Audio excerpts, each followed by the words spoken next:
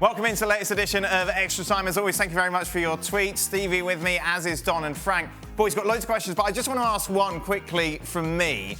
Me and Stevie were talking about old theme tunes, old shows, and it made me think of Match of the Day, which was kind of the establishment in England when you were growing up. There wasn't quite the coverage that you had now of all the games on television. It was the only way you could really watch all of the games. My question is, when you played, would you make a point of then watching Match of the Day afterwards? I'll start with you, Don. Well, when you've played well, right, every single time. Yeah. When you've had a shocker, get rid, ignore it, didn't happen. Really? You would just completely ignore it? Yeah, it never happened. Like watching a bad dream? Exactly. Stevie, exactly. would you go back and watch yourself if you won or lost? I was in the pub. Really? Saturday night. Just there? Aye. No. watching Match of the Day. If it happened to be on, whatever pub it was in, the gym. But you wouldn't make a point of it? No. No? Frank, when you were in England, watch it in the pub. Would you watch yourself back? Yeah, sometimes, you know, it's how I discover Mr. Hansen, I think, and Mr. Gray. I don't know if they were both there. But yeah, I was watching it, but like Don, when I had a good game. When I had a bad game, or shocker, as he said, nah, never. Never. Okay. Yeah, sometimes, Dan, the games can be a little bit of a blur. Right. So sometimes you watch it back to think, well, how did I do that? Or what mistake did I make there? So the 90 minutes just goes by so quick. Let's do this. Frank, was PSG wrong to sack Thomas Tuchel after his incredible run with Chelsea so far? He has certainly proven that he can make a team good without relying on Mbappe and Neymar-esque type of player, as he was accused of by Jules of always relying on big players and having no plan.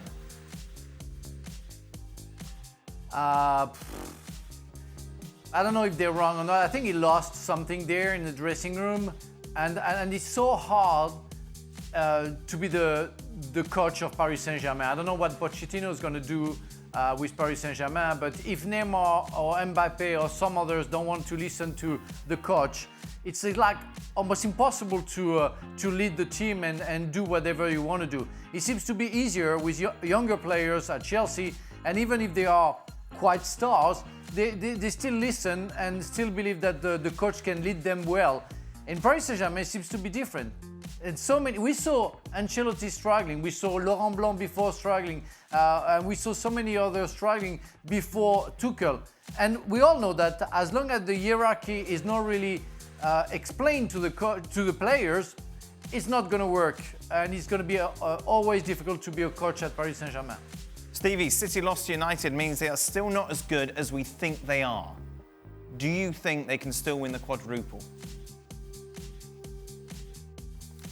I think they're good enough to win the quadruple. It depends whether they're going to end up being strong enough to play all of those games. You know, because at the end of the day, most teams sit on the edge of the box because they don't have a lot of choice. And so it's very difficult. You need that extra sting in your legs to make the difference, to get that extra half a yard when there's so many bodies in and around the box to capitalise on it. And so I think the amount of games will catch up with them, but they have the ability. It's just whether they have the physical strength with so many games. Don, a lot of discussion as to why Liverpool have gone on this slump. This person says, in my opinion, Don is behind the Liverpool bad run of games ever since he commentated on the Liverpool Crystal Palace game. Liverpool haven't been the same. I know, and I can remember my words in the game, Dan, when Liverpool were winning 7, and I said, this is moving week. Liverpool had West Brom and Newcastle, and I couldn't see Liverpool dropping any points. I thought when they walloped Crystal Palace, I thought they'd wallop West Brom and wallop Newcastle and end up at the end of that week being 6 or 7 points clear. Who knew? That's pretty bad, Don. Is there something that eclipses that? Like you think back still and that you think that's the stupidest thing I've ever said during a commentary? I've said some stupid things. I can remember one when Newcastle were 4-0 down at half-time against Arsenal. Wow. And presenter asked me at half-time, is there any way back for Newcastle? And I went, not a chance. This could be 7 or 8. Newcastle got 4-4 at St James's Park. Oh, to be fair, that wasn't that. I think most people would have said that, Don. No, I know, but still, I mean... In your top 10 of stupid things. You try and say... Shaka's next power rankings. You try and say not a chance. Yeah, exactly. I mean, if Glasgow Rangers are not top of the power rankings on Thursday, I'm giving up. And your obsession with Xhaka's power rankings. You're the only one who cares, Don. Frank, I know, it's sad. Frank, who is partnering Varane for the Euros? Zouma, Kounde or Upamecano?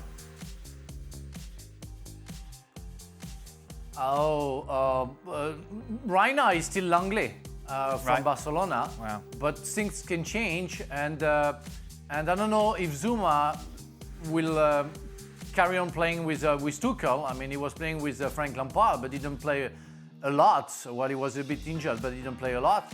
Well, you know, still have some games in hand that they have to play, and so many things can happen. And some others can come up, and you never know what's going to happen in Didier Deschamps' head. So far, I think the two favorites are Varane and Langley to play centre half, but Zouma has his chance. And I think for Kounde, no, Kounde is too early. It's like Fofana, it's too early. Upamecano just arrived. Even Umtiti, I think, is above the two last players that you named. Stevie, is it more important to have a man manager or a manager who excels tactically? Which would you prefer to play under? Man manager. Right. Yeah. Yeah, I mean, even when you're playing poorly, and even though the manager sets you out in a certain way tactically, if you're playing for him and the rest of your team and you're giving it, you can still get results. If you're not playing for the manager, Yeah. and also the guy standing beside you, it doesn't matter what the tactics are, you ain't getting far. Do you agree, Frank? I completely agree. I mean, I was ready to die for a coach who believed in me and told me that I was the best player in the world, even if he knew that it wasn't true. But I was ready to fight and to give my best. A tactic can be changed because you concede a goal after a minute. And like Manchester City against Manchester United, so you have to change stuff and you don't know what to do. A madman is going to put your head in like a robot motion, and you're going to go for it, and you're going to smash the opponent, and you're going to win for him. Here's the thing. When you're sitting, right, and the manager's going through all these tactics, right? If there's 20 players in the room, there's probably about 5 that get it. Okay. Because a lot of them just don't get it. You know, sitting on a bench, 5 minutes into a game, I would be turning around to Paul next to me and going, what was the last thing I said to so-and-so? I told him not to do that, and he's done it already. So, do you know what I mean? Half the players don't get it. What was interesting, Gab brought it up during the show, ScreenYard coming out after that Inter win, saying the good thing about having a week off isn't only that we get to physically prepare for games, but we also get more insight tactically for our opponent each time round.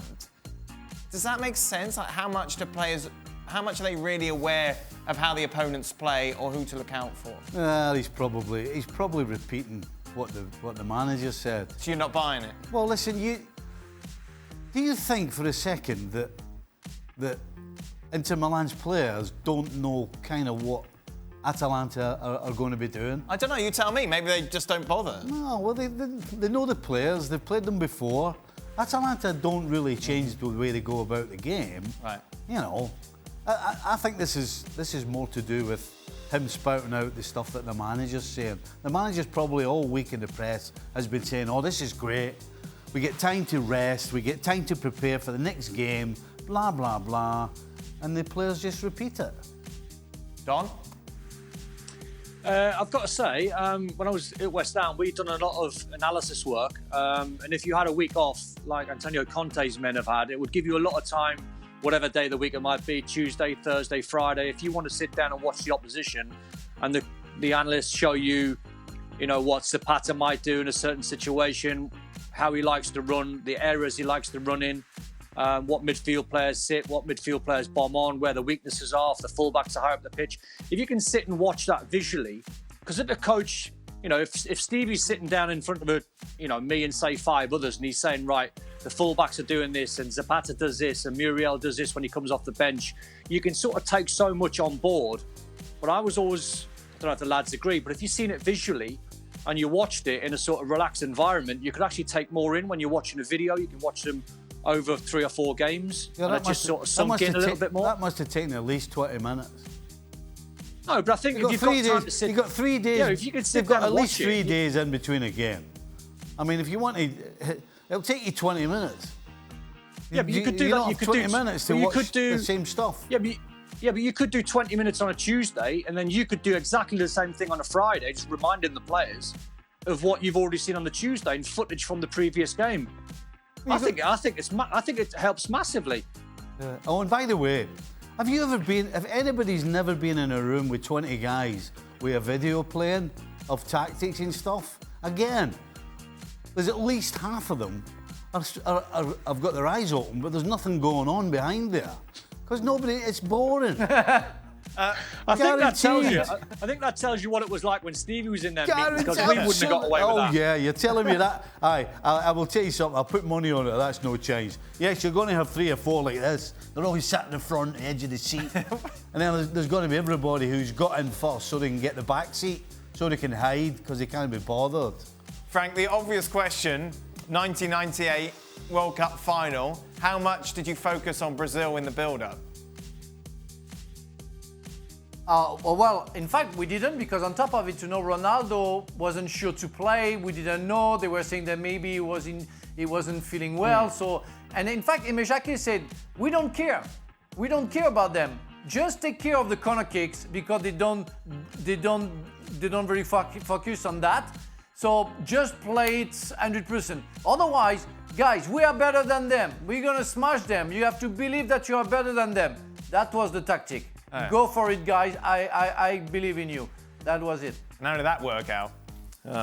Okay, who was the best trash talker, Don, that you played against? Did you give them lip back or just hit them with a 2-footed tackle? Oh, I could give a little bit of lip back. I did like a little bit of verbals. I think the Crazy Gang were quite mental when you stood in the tunnel next to John Fashanu and Vinnie Jones. They also took that on the pitch as well, by the way, so you had to look after yourself. But I think us 3 were in an era where you had to be strong, you had to look after yourself, you have to look after your mate. And verbals are a massive part of the game. In the tunnel, on the pitch, you had to look after yourself, you had to put your foot in, you had to take care of yourself. Some of my tackles, when I look back, are horrendous, but they had to be horrendous, because if I didn't go over the top on the likes of Vinnie Jones or Brian Robson or Norman Whiteside, they would go higher than me, and I ended up with a broken leg, so you have to look after yourself. Well, I'm looking at What you. are you looking at me I'm for? looking at you for a response. Trash talking? What would you want to listen to anybody talking nonsense for in the first place? What's a lot of rubbish?